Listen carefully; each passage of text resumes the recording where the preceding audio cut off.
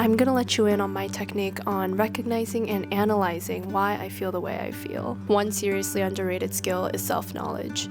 That's basically knowing what mood you're in, what you're thinking, and just why you are the way you are. In society, we're often rewarded for the skills whose outcomes are highlighted upon the acquisition of said skill. For example, a hard skill like coding. You know how to code? Great. That means you can land a job at a tech firm. Or a soft skill like negotiation. You know how to negotiate? Awesome. That means you can always maximize your value in whatever situation you're in. But unlike skills whose benefits are highlighted when acquired, there are some skills whose losses or disadvantages are highlighted when lacking said skill. A primary example of that would be self-knowledge. Let me tell you a story. So I was in gym class and I'm taking basketball, so I was practicing shooting, but all of a sudden I was just in this bad mood and I didn't really know what it came from, but I did know that I had this whole flurry of thoughts going on in my head. I was basically on the verge of tears, so I probably would have cried and not have understood why I was feeling this way. And I would have been in a bad mood for the rest of the day, being sensitive to anything else that would have happened and having this, like, the whole world is out to get me kind of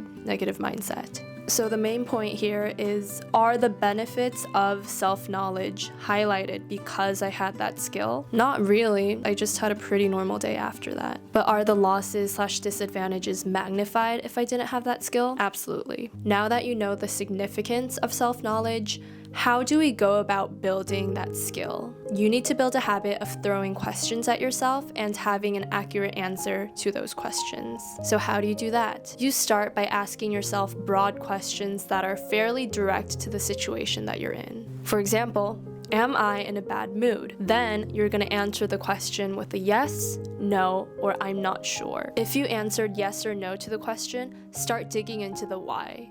But if you answered I'm not sure to the question, start asking yourself broader questions until you can answer with a yes or no. Going back to the example, am I in a bad mood? Yes.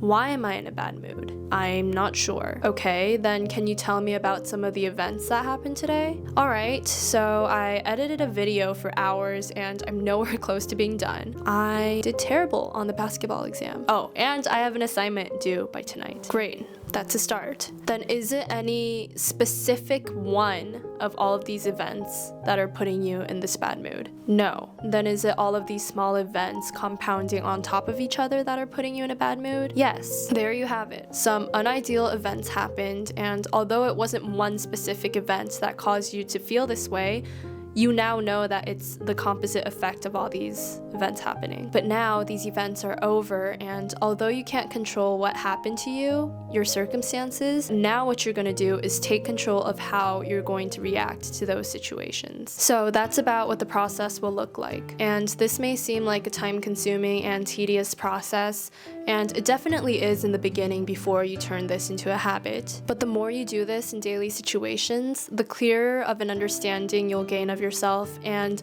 you'll start asking yourself better questions, and you'll have a higher probability of being able to answer yes or no to those questions. Once you build this habit, it becomes second nature, and this process of asking and answering questions can be done within minutes. So a few minutes can change the overall outcome of your day, and it's not visible when you have the skill, but it's visible when you lack the skill. After incorporating this thought process into my daily life, I have seen some improvements, but more importantly, I rarely find myself in those negative situations that I would be in prior to acquiring the skill. Like having a bad day and this woe is me type of mentality. Anyway, I hope this helped you understand the importance of self-knowledge, and I'm still in the learning process as well, but as someone who's been consistently using this thought process daily, I can tell you that when you're in tune with your thoughts and emotions, you become best friends with yourself. And I think you become a more confident person overall. But that's just a side note. That was it for today's video, and I will see you in the next one.